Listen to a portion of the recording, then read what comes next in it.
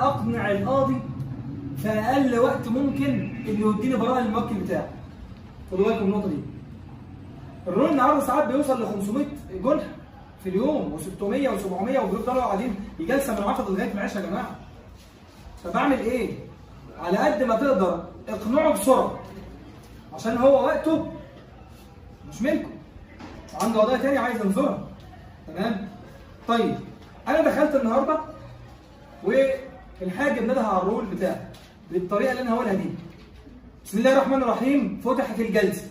رول واحد محمد محمود ابراهيم حسن. تمام؟ انا بقى كمحامي هعمل ايه؟ حاضر يا فندم. انا كده حاضر اهو. حاضر مع المتهم يا استاذ؟ والله هيسالني. ايوه يا فندم حاضر مع المتهم. حضر محمد بسيوني المحامي وكيلا عن المتهم بالتوكيل رقم 13 لسنه 2020 شهر عقاري مدينه دمياط الجديد.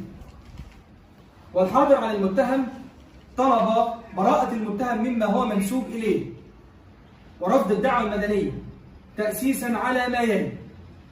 تبدأ إن أنت تقول الطلبات بتاعت حضرتك وأوجه الدفاع بتاعت حضرتك. طيب أوجه الدفاع أنا مش فاكرها بالترتيب، أنا مرتبها في مذكرة دفاعي. أعمل إيه؟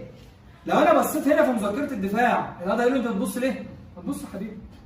خد لمحة كده بص على العناوين عشان تقدر تشتغل. عادي مفيش فيها مشكله خالص. طيب انا همل مين؟ انا المحكمه بتبقى مكونه زي ما انت شايف كده. اقعد هنا يا استاذ احمد. ممثل النيابه، وكيل النيابه موجود، القاضي موجود، سكرتير الجلسه يبقى موجود. طيب ايه وظيفه سكرتير الجلسه؟ قاعد يأيد كل كلمه الناس بتقولها فرفقا به.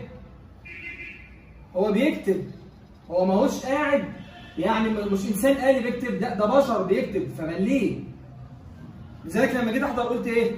حضر فلان الفلاني المحامي وكيلا، شوف انا عمال بتكلم بمليه كلمه كلمه. وكيلا عن المتهم بالتوكيل رقم 13 لسنه 2020 توثيق شهر عقاري مدينه دمياط الجديد.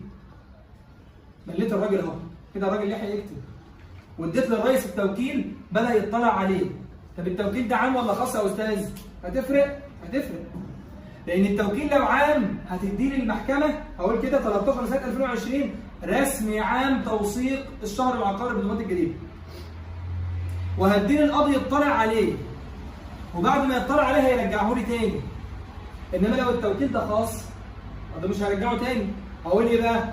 حضر محمد بسيوني المحامي وكيلا على المتهم بتوكيل خاص أتشرف بإيداعه رفق أوراق الجنح. بس بديله القاضي كده خلاص هيتحط لأن هو خاص بإيه؟ بالجنحة دي بس. هكتب تاني ليه بقى؟ هسيبه مع مين؟ هسيبه مع المحكمة. خلاص كده يا جماعة؟ طب خلاص كده الصيغة بقت موجودة.